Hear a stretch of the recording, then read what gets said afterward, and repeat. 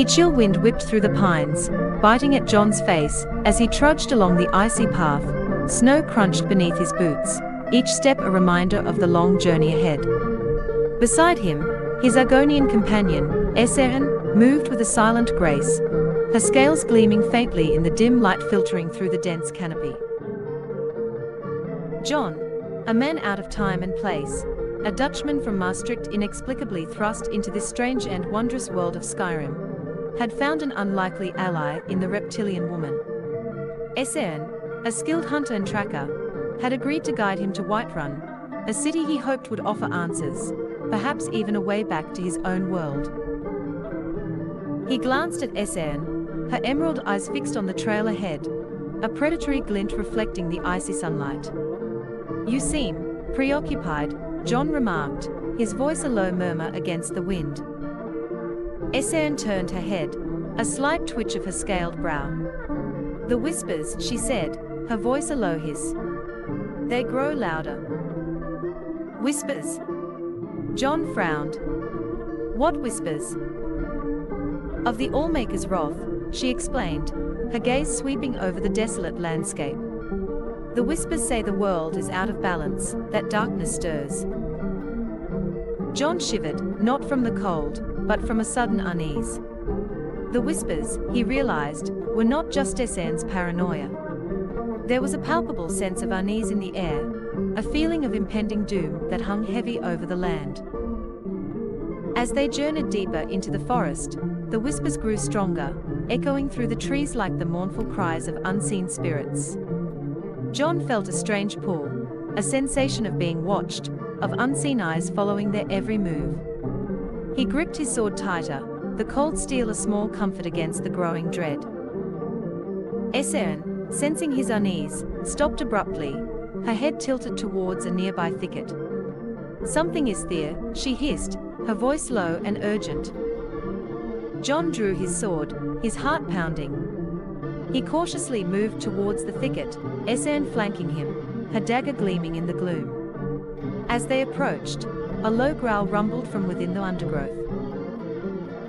Suddenly, a hulking figure emerged from the shadows, a giant spider, its legs the size of tree trunks, its fangs dripping with venom. The creature lunged, its massive jaws snapping shut inches from John's face.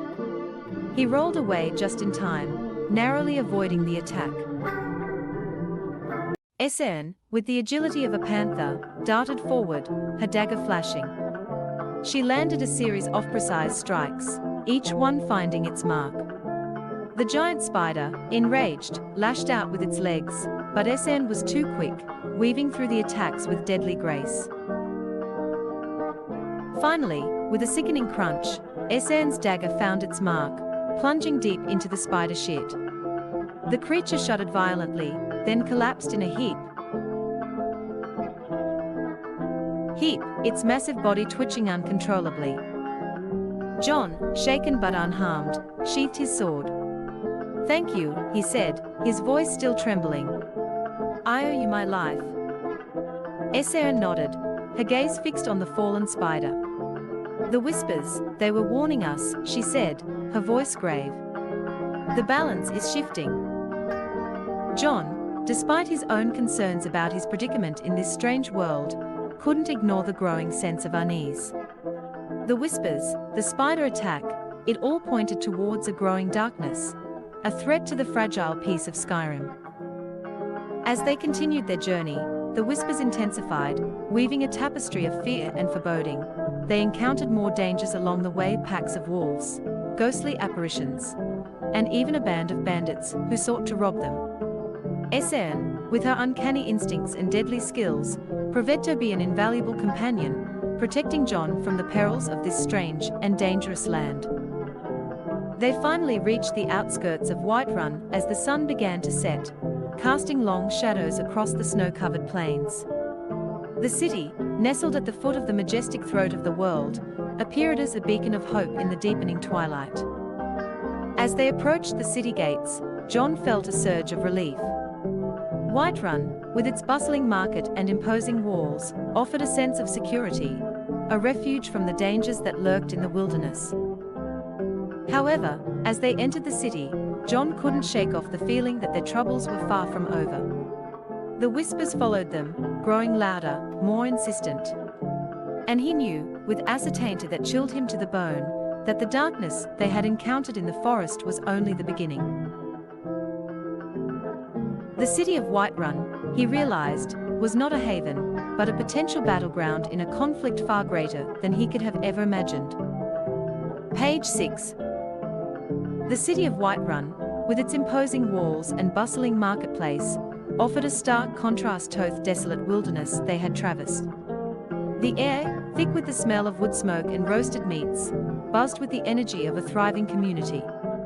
Merchants hawked their wares, children chased pigeons through the cobbled streets, and the rhythmic clang of the blacksmith's hammer echoed through the air.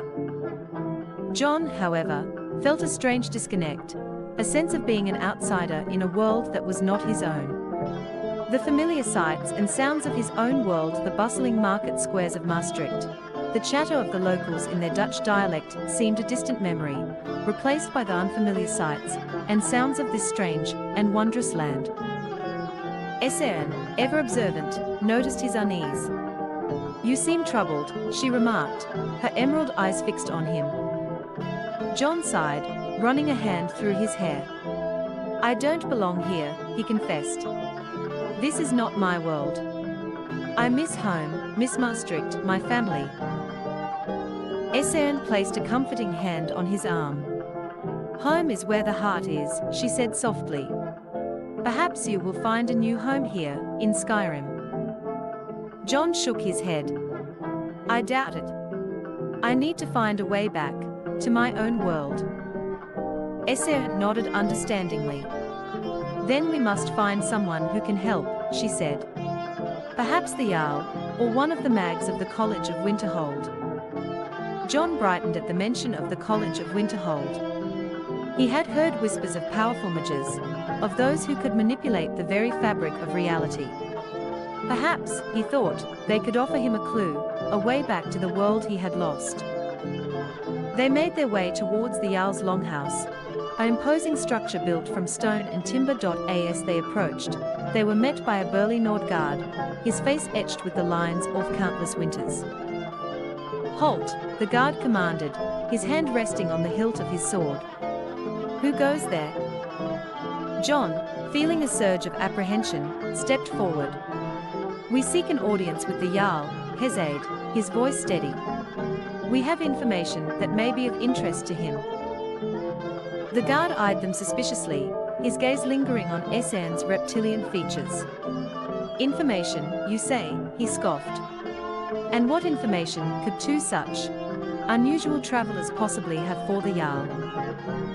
John, sensing the guard's prejudice, decided to take a different approach. "We have encountered disturbances," he said, his voice grave. "Unnatural occurrences that suggest a growing darkness in the land." The guard's expression changed, his eyes widening in concern.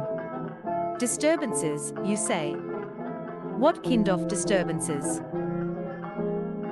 John hesitated, unsure how much to reveal. He decided to be vague, to pique the guard's curiosity. "Creatures of the night, whispers on the wind, things that shouldn't be." The guard, intrigued, lowered his weapon. "Come," he said, his voice more respectful. "The Jarl will want to hear this." John and Esseren followed the guard through the bustling marketplace, their every move watched by the curious eyes of the townsfolk. As they approached the Jarl's longhouse, John couldn't help but feel a sense of foreboding. The whispers, which had been growing louder throughout their journey, seemed to intensify as they drew closer to the heart of the city. He glanced at Esseren, her emerald eyes fixed on the imposing structure ahead, a glint of apprehension in their depths. They were about to enter the heart of Whiterun, a city on the brink of a crisis, a city where the darkness that had been stirring in the wilderness was about to make itself known. Page 8. The Jarl's longhouse was a spacious hall, decorated with furs and the trophies of past hunts. A roaring fire crackled in the hearth, casting dancing shadows across the walls. Seated on a raised dais, the Jarl, an imposing figure with a flowing beard of grey, surveyed them with a stern gaze. "You say you have information regarding disturbances in the land," the Jarl boomed, his voice echoing through the hall. John, standing before the imposing figure of the Jarl, felt a surge of apprehension. He had faced many challenges in his life, from the bustling markets of Maastricht to the treacherous paths of Skyrim, but nothing had prepared him for this moment. He took a deep breath, trying to calm his nerves. "Yes, Jarl," he began, his voice